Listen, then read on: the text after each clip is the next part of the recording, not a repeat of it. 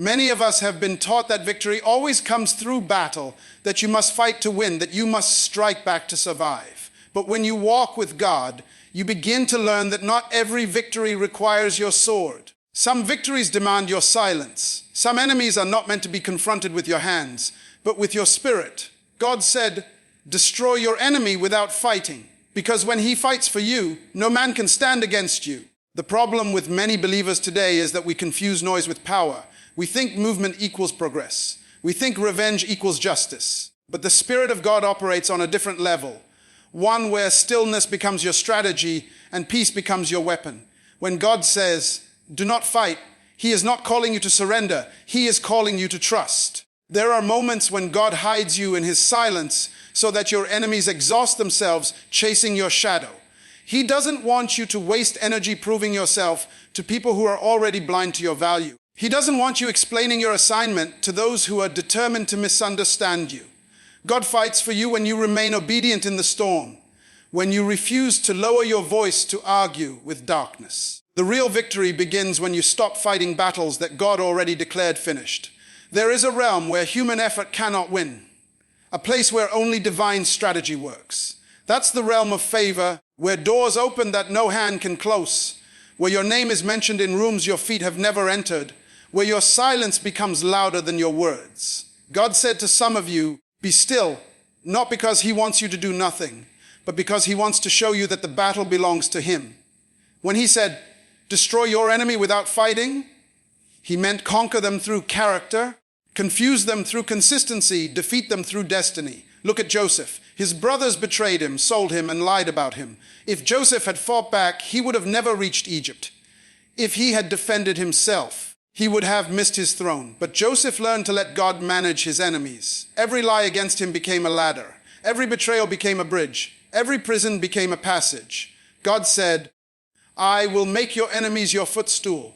Do you know what that means? It means you don't need to push them down, you only need to rise. God will place them beneath you not to shame them, but to show that no weapon formed against you can prosper when your heart stays pure. Some of you are tired because you've been fighting in the wrong dimension.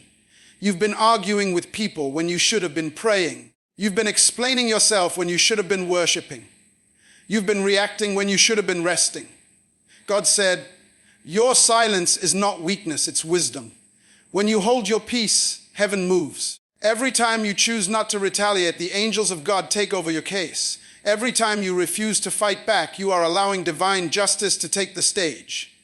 Do you know why God sometimes delays your response? Because he wants to expose your enemies through their own actions. He doesn't want you to defend yourself because your defense will make them look justified. So he says, wait. He says, let them talk. He says, let them dig. Because while they are digging a pit for you, heaven is designing a throne for you. They think they are burying you, but they are planting you. They think they are destroying your name, but they are advertising your destiny. That's why God says, destroy them without fighting. He wants your victory to be undeniable, your success to be your answer, your elevation to be your revenge. Remember how the walls of Jericho fell. God told Joshua and the people not to attack immediately, but to march around the walls in silence for 6 days. On the 7th day, they shouted, and the walls fell. They didn't fight with swords, they fought with obedience. God wanted to show Israel that your loudest victory can come from your quietest faith. Sometimes silence is not inaction, it's spiritual strategy. The reason your enemy cannot understand your next move is because you are moving on God's timing, not your emotions. The most powerful people in the kingdom are not the loudest. They are the ones who can stand still and trust God's invisible hand. Your enemy expects you to fight, to react, to scream.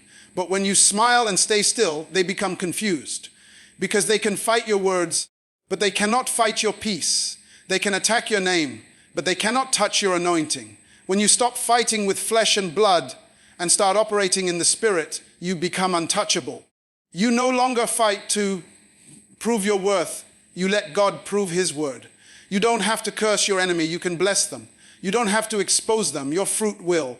You don't have to tear them down. Your growth will. God never told you to defend your reputation. He said, vengeance is mine. So when he says, destroy your enemy without fighting, it means let love destroy their hate. Let excellence destroy their jealousy. Let patience destroy their lies. Every time you rise above their attacks, you destroy their power. Every time you keep your joy, you destroy their strategy. Every time you stay focused on your purpose, you destroy their intention. The enemy doesn't fear your sword, he fears your stability. He fears when you refuse to be moved by offense. He fears when you keep walking when they expect you to quit. He fears when your worship increases after your rejection. Because now you're not fighting him in the flesh, you're defeating him in the spirit. You're reminding him that no curse can touch a child covered by covenant. When you let God handle your enemy, he handles them completely. He doesn't just silence them, he shifts them. He uses them to elevate you. He uses their gossip to promote you. He turns their schemes into testimonies. So when people lie about you, don't fight. Let the truth outlive the rumor. When they exclude you, don't chase. Let God open a new door. When they mock you, don't respond. Let success speak.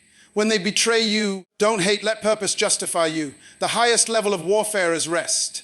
Because rest is not laziness. Rest is proof of faith.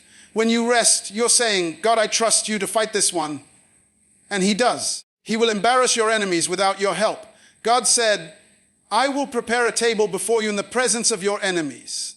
Do you realize that means he wants them to watch? He wants them alive to see your blessing. That's why he doesn't remove all your enemies. He repurposes them. He makes them witnesses of what he can do with a person who refuses to fight in the flesh. He will bless you so much that even your haters will have to say, surely the Lord is with them.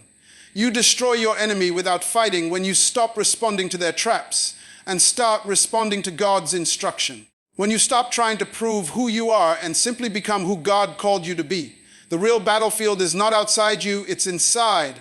It's the war between reacting and trusting, between fear and faith, between ego and obedience. The moment you choose faith over frustration, you've already won. So the next time you feel the urge to fight, pause. Ask yourself, is this my battle or his? Because if it's his, your only job is to stand still and see his salvation. When you let him fight for you, he doesn't just give you victory. He gives you peace. He gives you promotion. And he gives you proof that you never needed to fight to win. Because in his kingdom, you don't fight to conquer, you conquer by standing still. There are battles you were never designed to fight. God never called you to fight every person, respond to every critic, or chase every rumor. He called you to conquer through character.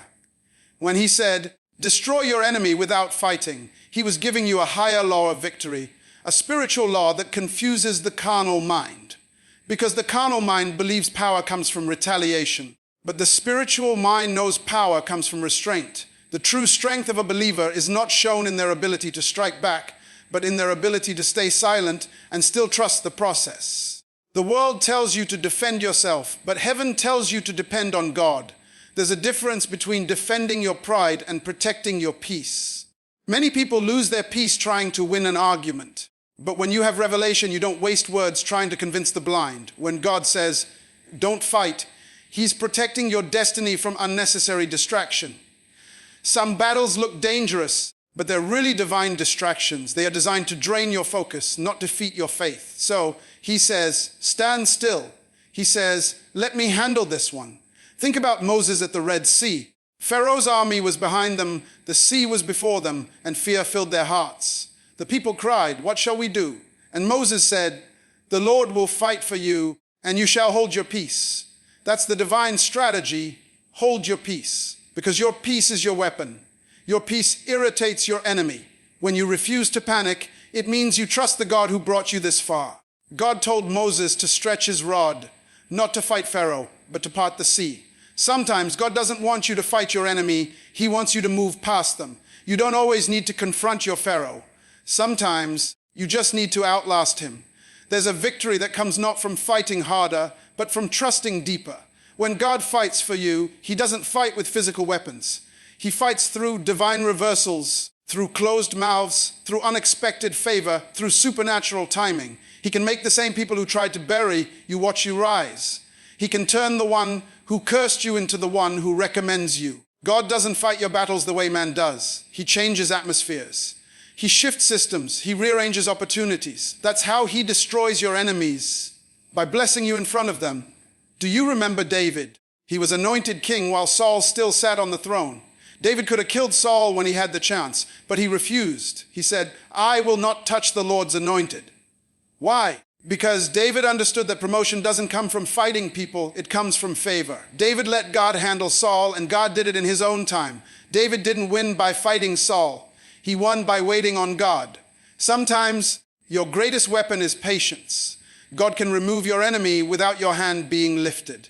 When you let him do it, no one can question the result. Your enemy's biggest fear is not your attack, it's your advancement. They can handle your words, but they can't handle your growth. Every time you grow in grace, every time you rise in wisdom, every time you keep your joy, you are destroying them without fighting. They want you to respond in anger, but you respond in peace. They want you to quit, but you keep walking. They want you to break down, but you keep praising. That's how you destroy them. The enemy's strategy is to provoke you into the flesh, because once you move into the flesh, you lose your authority in the spirit.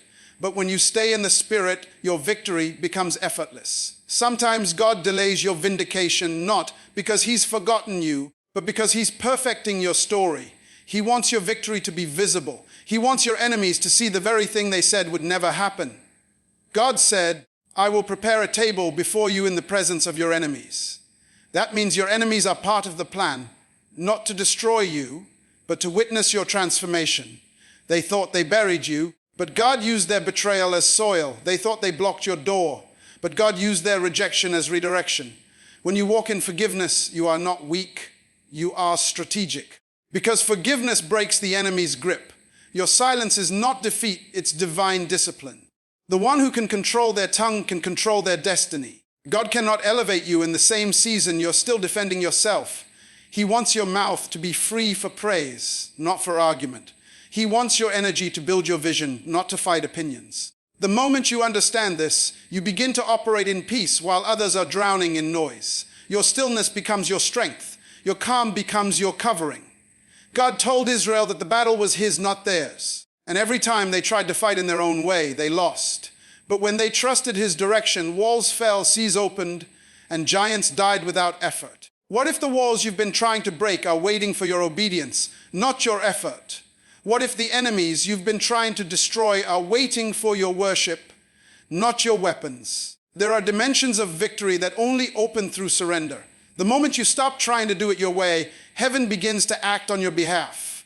You see, when God steps in, he doesn't just silence your enemies. He transforms their intentions. He uses their evil to push you into purpose. Look at Joseph again. You meant it for evil, but God turned it for good. That's divine reversal. That's God's version of warfare. He doesn't just defeat your enemies. He educates them. He shows them who you are by what you survive. They didn't know your strength until they saw you standing after everything they tried. They didn't know your faith until they saw you praising with tears in your eyes. You don't have to fight. Your endurance will preach for you. When you stop fighting and start trusting, you enter rest. And rest is not inactivity, it's spiritual confidence. You're not ignoring the problem, you're acknowledging the power of your God. When you rest, you are saying, Lord, I know you've got this. That's what Jesus did. In the storm, the disciples were panicking, but he was sleeping. Why? Because he knew the storm couldn't drown the one who created the sea. Sometimes, the most powerful thing you can do in a battle is take a nap, not out of laziness, but out of faith. Because when you rest, you're declaring, I will not be moved. The enemy wants you to react, but God wants you to rest. The enemy wants to pull you into drama, but God wants to pull you into destiny. That's why you must learn the art of spiritual stillness. It's not weakness, it's warfare. Every time you choose not to fight, you remind hell that heaven has already won. You remind your enemies that your peace is not negotiable. You remind yourself that your worth is not determined by their opinion. God will not let your enemies win, but he will use them to refine you. He will use their opposition to sharpen your faith, to build your patience, to teach you dependence. So stop asking God to remove your enemies. Ask him to reveal his plan through them. Because some enemies are not meant to be destroyed. They are meant to witness your glory. And when God finishes what he started, they will know it was never your strength, it was his. So stand firm. Don't fight in the flesh. Don't explain yourself to people who don't understand your calling. Don't waste words defending what God has already justified. When the time is right, your fruit will speak. When the season changes, your harvest will testify. you will see that the greatest victories come not from fighting, but from trusting. You will see that the God who called you is able to protect you, promote you, and prove you right without your help. Because when God says, destroy your enemy without fighting, he's really saying, let me show them who you are through what I'm about to do in you. When God says, destroy your enemy without fighting, he is not telling you to be passive. He is teaching you to fight from a higher dimension, a dimension where peace becomes your armor, prayer becomes your sword, and purpose becomes your shield. You see, there are two kinds of battles, the visible and the invisible. The visible ones are the attacks you can see, the gossip, the jealousy, the betrayal. But the invisible ones are the real ones. The doubt, the fear, the bitterness that try to grow inside you because of what was done to you. God is not just trying to protect you from your enemies, he's trying to protect you from becoming like them. When you fight your enemy in the flesh, you may win the argument but lose your anointing. But when you fight in the spirit, you preserve your destiny. God doesn't just want you to survive the attack. He wants you to come out still pure, still loving, still focused. That's why he says, don't fight. Because the real victory is not when your enemy falls. It's when your heart doesn't. Some people win the battle, but lose themselves in the process. They prove a point, but lose their peace. They get revenge, but lose revelation. But the one who waits on the Lord never loses. The way of the kingdom is opposite to the way of the world. The world says, fight back. The kingdom says, forgive. The world says, expose them. The kingdom says, bless them. The world says, take control. The kingdom says, let go. And that's why few people ever experience divine vindication, because it requires spiritual maturity. It requires the ability to trust that God saw what they did, heard what they said, and knows how to handle them better than you ever could. When God says, destroy your enemy without fighting, he is saying, let me handle the outcome while you handle obedience. Do you remember Daniel? His enemies plotted against him because of his faith. They wanted to destroy him, so they conspired with the king to throw him into the lion's den. But Daniel didn't argue, didn't fight, didn't curse. He just kept praying. His consistency became his greatest weapon. When he was thrown into the lion's den, God sent angels to shut the lions' mouths. The next morning, Daniel was alive, but his enemies were dead. Daniel destroyed them without fighting. How? By maintaining his integrity. God turned the trap around. That's how heaven works.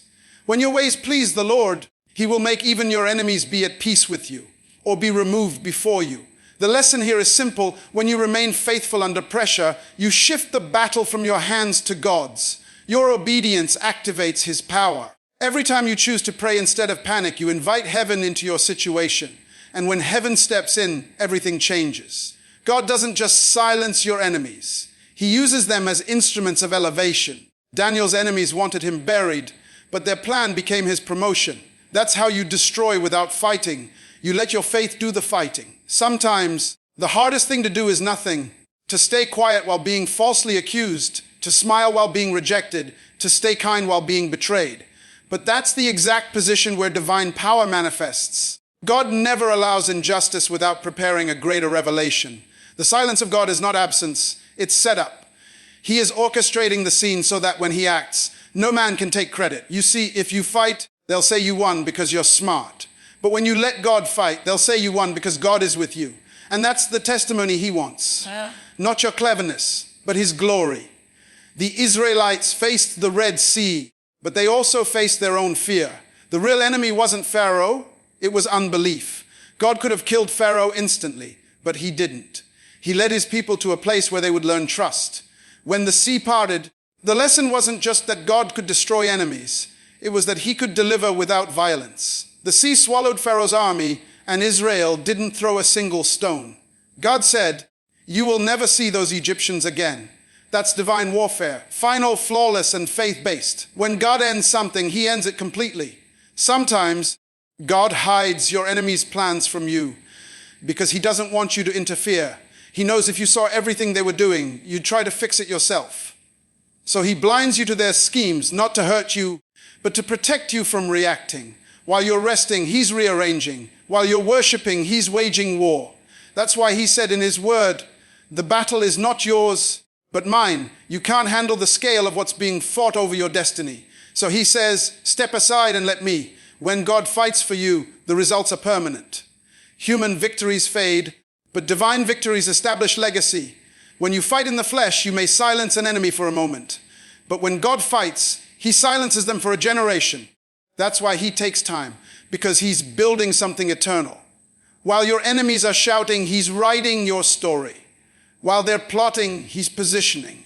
While they're mocking, he's multiplying. That's why he wants you to stay still, because your stillness allows him to finish what you cannot see. Many people lose divine battles because they try to fight spiritual wars with emotional weapons. Anger cannot win against jealousy. Pride cannot win against betrayal. Only humility, patience, and prayer can. When you operate from the Spirit, your enemy becomes powerless. Their words bounce off your peace. Their traps collapse under your faith. The enemy feeds on your reaction. When you stop reacting, you starve him. You destroy him by refusing to play his game. The devil doesn't know what to do with a believer who refuses to be moved. Do you know what happens when you forgive someone who tried to destroy you? You disarm the devil. You strip him of his leverage, because his greatest tool is offense. He uses bitterness to corrupt your blessing. But when you release forgiveness, you cut his access. That's how you destroy without fighting. Forgiveness is the bomb that detonates silently but destroys completely. It doesn't make headlines, but it shakes hell. Because Satan cannot comprehend love in the face of hate. Even Jesus demonstrated this principle. When Judas betrayed him, he didn't curse him. He called him friend. When soldiers arrested him, he didn't resist. He healed one of their ears. When they mocked him on the cross, he said, "Father, forgive them." And what happened next? The greatest victory in history. The resurrection came through surrender, not struggle. Jesus didn't fight his enemies. He fulfilled his purpose. That's the model of divine warfare. You don't win by swinging your sword. You win by completing your assignment. So if you want to destroy your enemy without fighting, stay focused on your purpose.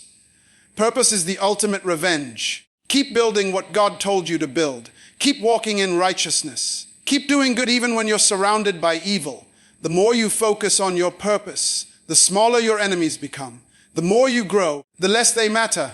You outlive them by outlasting them. You don't need to curse them, just keep climbing. Every level you rise, their words lose weight. God will make your life the answer to their lies. He will bless you in such a way that even those who hated you will have to respect you. He will use your story to silence their slander. That's what he meant when he said, "I will make your righteousness shine like the dawn." He's not asking you to defend yourself. He's preparing to reveal you. But you must stay clean. Don't let offense poison your spirit. Don't let hatred harden your heart, because bitterness gives the enemy legal access to your destiny. When you walk in peace, you confuse your enemy. When you walk in joy, you frustrate him.